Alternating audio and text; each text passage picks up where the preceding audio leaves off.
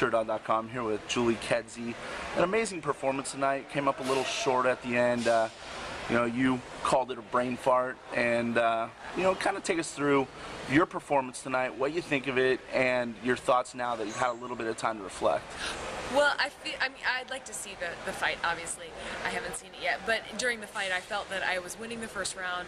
In the second round, something happened when I was punching with my left arm, and it popped, and that sucked, because there's something going on here with my shoulder and my arm, and I, you know, obviously fell short to the takedowns, and I was on my back for a good deal of the second round, and working out of submissions and stuff like that. Third round came around, and I was like, okay, not going to rely on my left arm, not going to rely on my left hand for things. You know, got a nice kick in there, and then, you know, from my perspective, I just got super aggressive. I was like, I want to finish this right now, and I made a mistake with that, because if I had stuck with the game plan, stuck with what my coaches were telling me, like you saw in the first round, just bailing out of things and then finding my shots, I would have done a much better job, and I would have come away with the win. It was very hard when I was caught in the arm bar, and this is hats off to Misha for her tenacity. It was very hard to stack on my left shoulder. Like, I'm going to have it looked at after this fight, so we'll see. Not a lot of people look back on a fight that was a loss and say this might have been my best performance. Is that something you can say tonight? I think it was one of my best performances, yeah. You know, I always say my best days are in front of me, but, you know, to be honest with you, people counted me out of this fight, and I guess they're right in the end. But I think that I proved my worth in this fight and for the organization.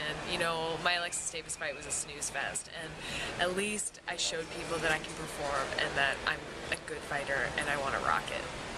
Now, we had a little bit of a debate earlier in the week on a radio show, and you know, I still think it's an uphill battle for women's MMA. A night like tonight, though, is something that shows what it really can be. Yeah. But my point's always been, you know, what do people take notice of it? You know, hopefully people will after a night like tonight, though, right? Yeah. Well, I think that's a valid point, and I think that it's not necessarily that the women aren't there and the divisions aren't deep enough. It's that the people at the top are not necessarily, they're programmed a little bit differently to see things differently. And I think that it's performances like tonight, you know, the way the women are coming together, the way that we just continually put on a show, that will change the minds of the people up top. You know, it trickles down. People follow public opinion. They should make public opinion. People follow public opinion, and public opinion is usually made by the people in power. When the people in power see things that impress them, then their eyes get open just a little bit wider, and there's more to see. We're talking about women's MMA. I'm sure you stuck around and got to see the unbelievable performance the champion of the 135-pound division tonight put on.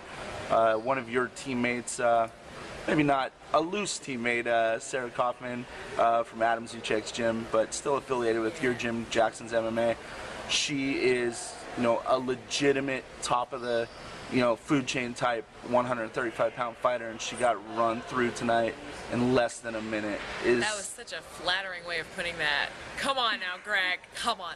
Listen, it's heartbreaking to see that happen, because that's not the Sarah Kaufman that I know. Well, I'm just trying to say, is that how good Ronda Rousey is? It's very possible. It looks like it tonight, but I think that Sarah is going to work her way back up and become the champion again someday. Amazing, amazing athlete, but let's talk about Ronda Rousey. She is at the top of your division. Yeah. You might have been in line to get a little closer to her. Yeah, I know. I kind of blew it there. I blew it, and it was like the submission I got caught in. It was her bread and butter, so I think that they're probably going to put that one off for a little bit. What do you think about her as a fighter, though? I think she's phenomenal. I mean, that's the buzzword around her, but I think she earned it. Sarah.